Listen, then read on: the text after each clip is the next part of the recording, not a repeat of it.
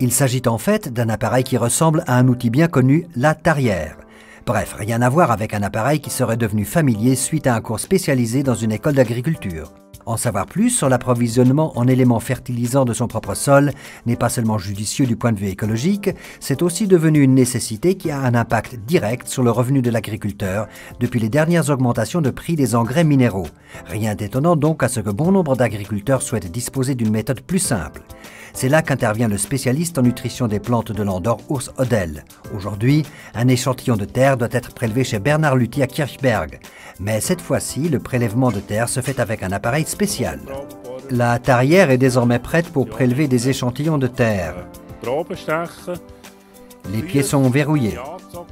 Les poids sont montés, ces derniers ne tombent pas. Sur le poids supérieur, les vis sont serrées. Le seau est sur son support. L'ouverture de l'orifice de sortie est nettoyée.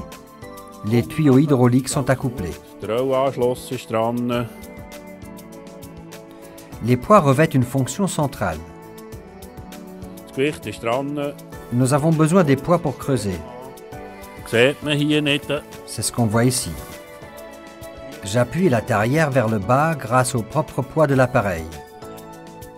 Nous ne voulons pas recourir à l'hydraulique dont la force serait trop importante.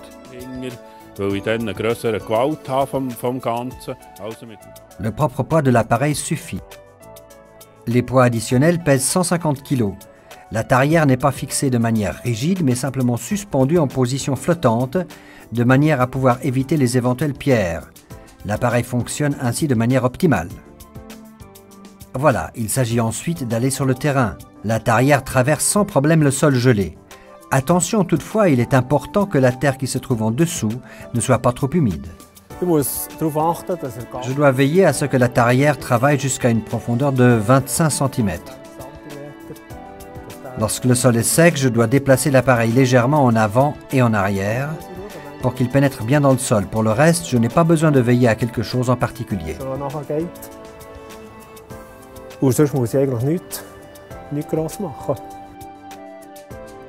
D'une part, le travail est nettement plus aisé.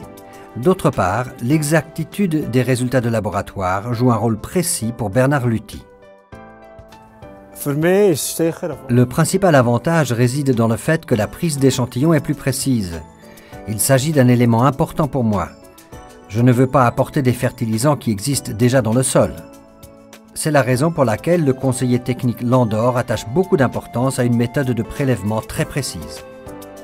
Pour une bonne prise d'échantillons de terre, nous avons besoin d'informations de la part du chef d'exploitation.